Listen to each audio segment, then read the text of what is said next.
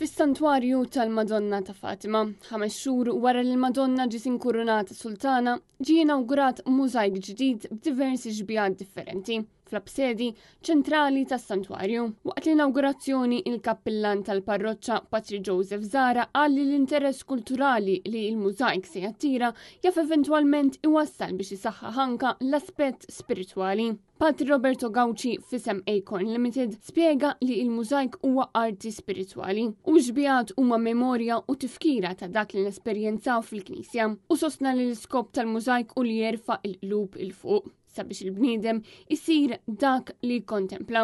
U allura l-mużajk ma sarx biss biex isebbaħ is-santwarju. Gauci spiega li l-ġbija tal-it il-kbira miftuħa tirrappreżenta lill-Alla, waqt li l-Ispiritu Santu huwa l-ħajja u t-tron jirrappreżenta il-Ġesu fostna. Fuq it-tron tidher ukoll l-libsa li tirrappreżenta l-umanità ta' Alla. Imbagħad hemm iż-żewġ anġli li jżommu f'idejhom is-simboli tal-passjoni. Kuruna, lanza u sponza.